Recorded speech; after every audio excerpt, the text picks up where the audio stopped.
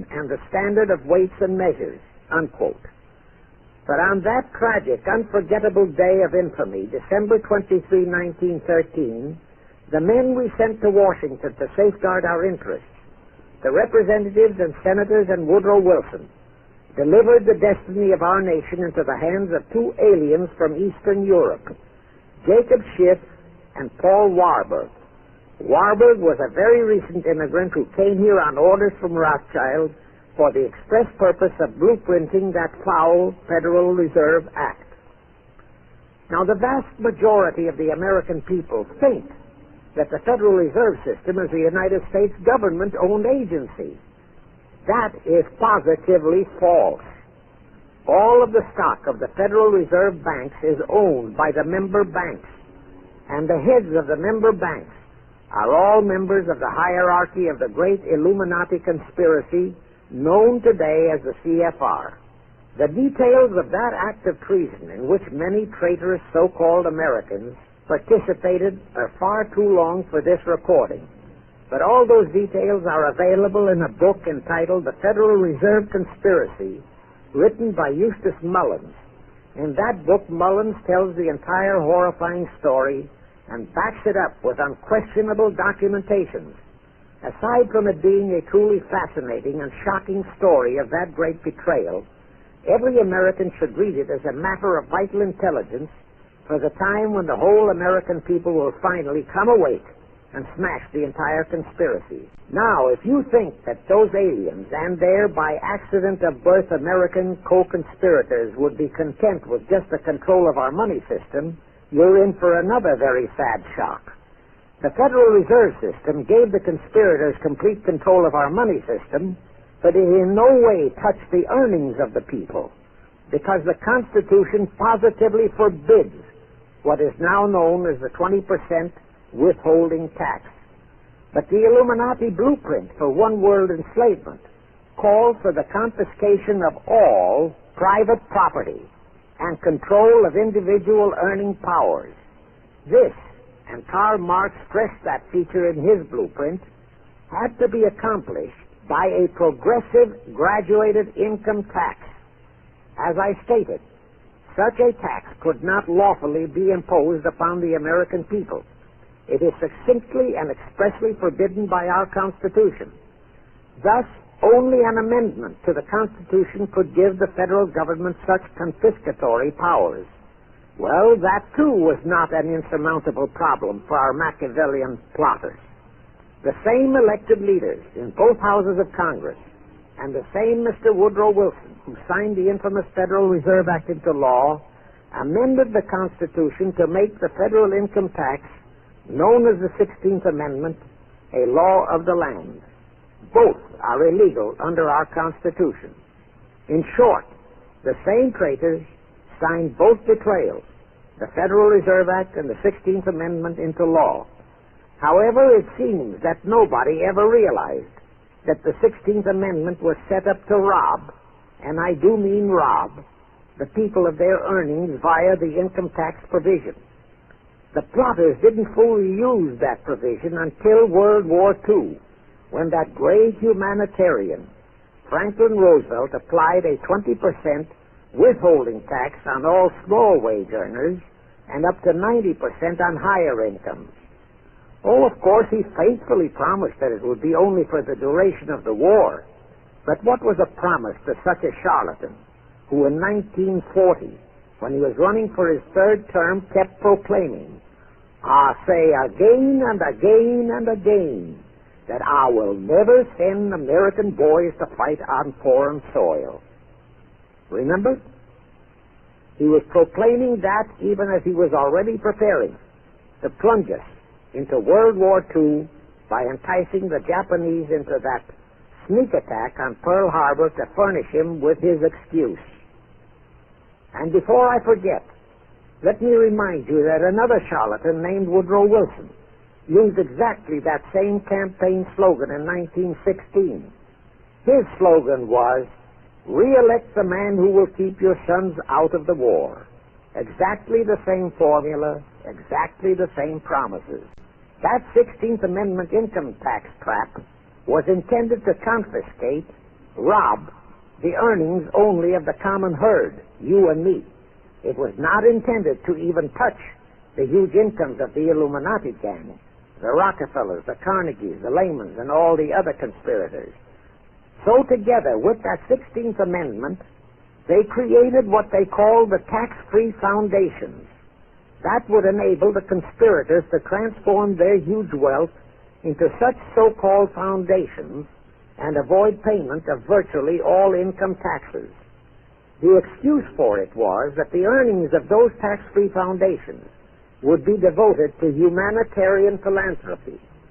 So we now have the several Rockefeller Foundations, the Carnegie Endowment Fund, the Ford Foundation, the Mellon Foundation, and hundreds of similar tax-free foundations.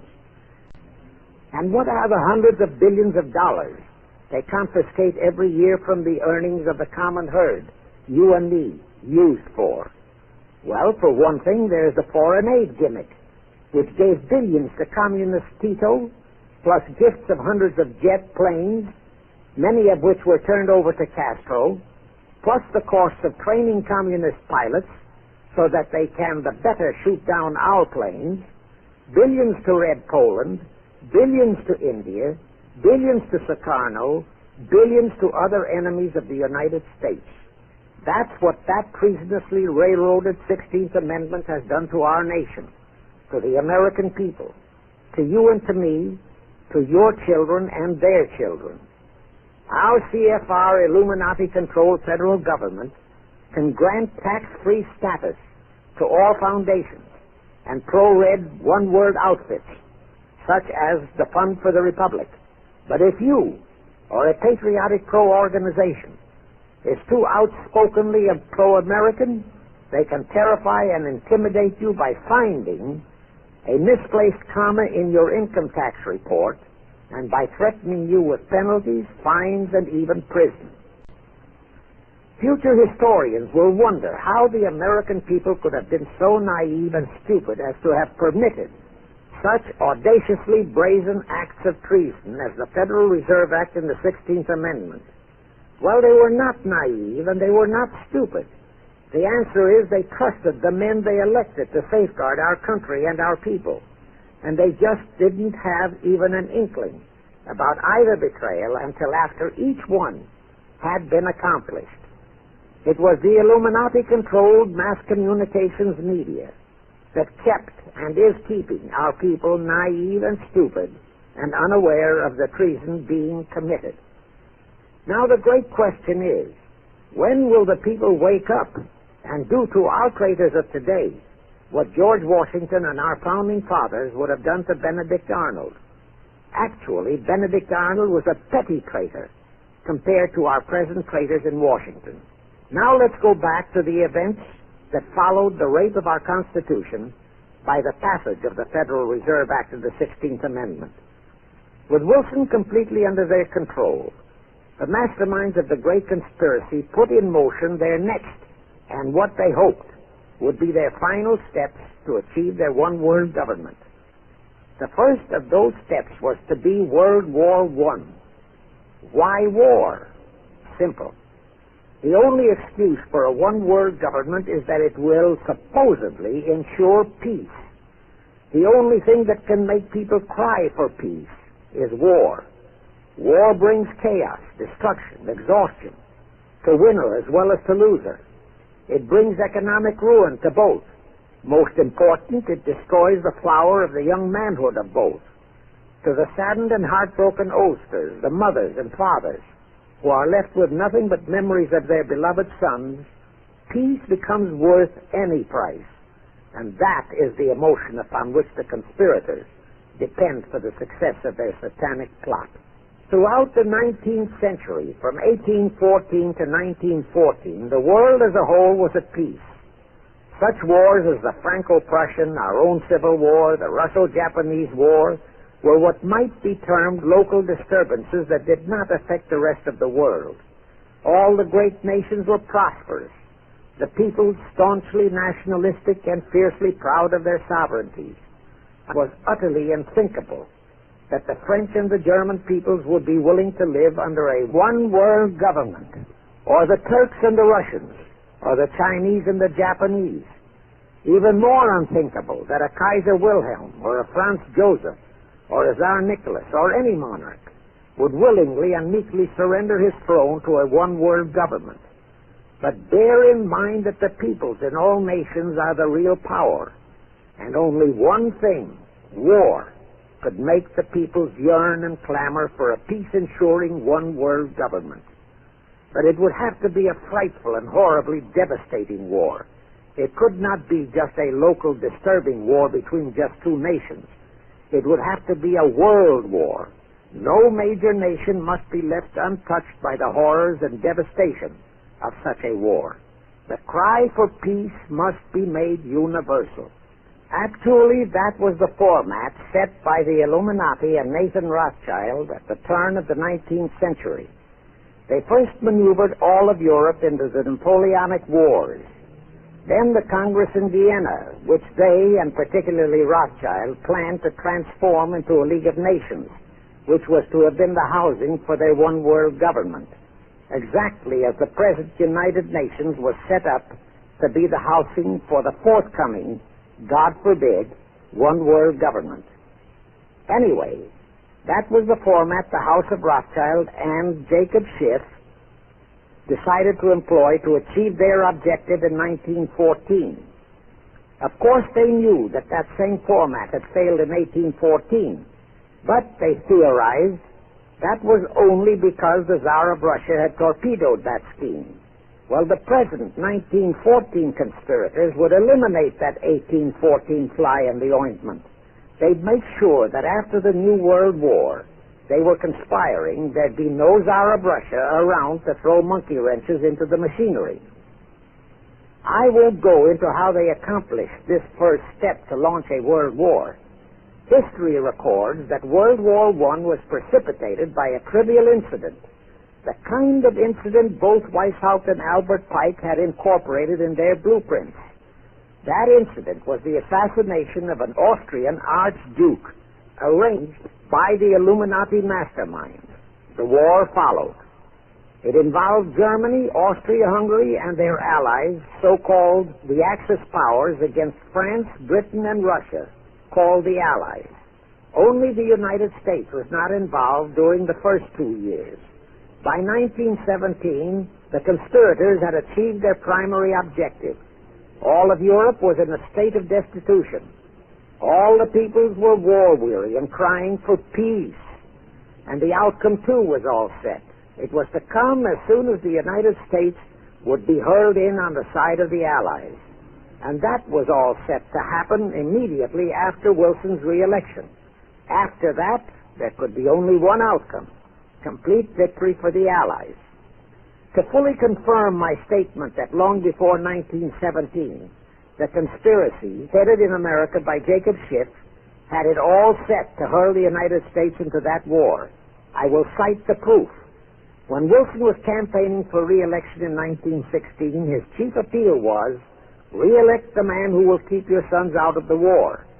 But during that same campaign, the Republican Party publicly charged that Wilson had long committed himself to throw us into the war. They charged that if he would be defeated, he would accomplish that act during his few remaining months in office. But if re-elected, he would hold off until after re-election. But at that time, the American people looked upon Wilson as a god-man. Well, Wilson was re-elected, and as per the schedule of the conspirators, he hurled us into the war in 1917. He used the sinking of the Lusitania as an excuse, a sinking which also was prearranged. Roosevelt, also a god-man in the eyes of the American people, followed the same technique in 1941 when he used the prearranged Pearl Harbor attack as his excuse for hurling us into World War II. Now, exactly as the conspirators planned, victory for the Allies would eliminate all the monarchs of the defeated nations and leave all their peoples leaderless, confused, bewildered, and perfectly conditioned for the one-world government the great conspiracy intended would follow. But there still would be an obstacle, the same obstacle that had balked Now, the vast majority of the American people think that the Federal Reserve System is a United States government-owned agency. That is positively false. All of the stock of the Federal Reserve banks is owned by the member banks, and the heads of the member banks are all members of the hierarchy of the great Illuminati conspiracy known today as the CFR. The details of that act of treason in which many traitorous so-called Americans participated are far too long for this recording, but Karl Marx stressed that feature in his blueprint had to be accomplished by a progressive graduated income tax. As I stated, such a tax could not lawfully be imposed upon the American people. It is succinctly and expressly forbidden by our Constitution. Thus, only an amendment to the Constitution could give the federal government such confiscatory powers. Well, that too was not an insurmountable problem for our Machiavellian plotters. The same elected leaders in both houses, but all those details are available in a book entitled The Federal Reserve Conspiracy, written by Eustace Mullins. In that book, Mullins tells the entire horrifying story and backs it up with unquestionable documentations.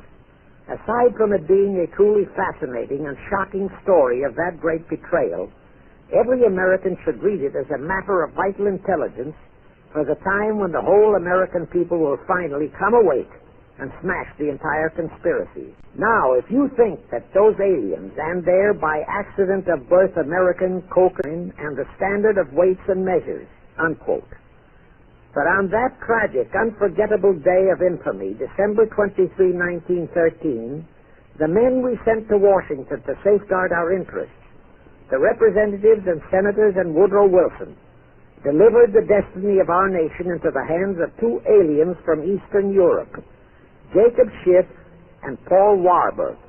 Warburg was a very recent immigrant who came here on orders from Rothschild for the express purpose of blueprinting that foul Federal Reserve Act. Conspirators would be content with just the control of our money system.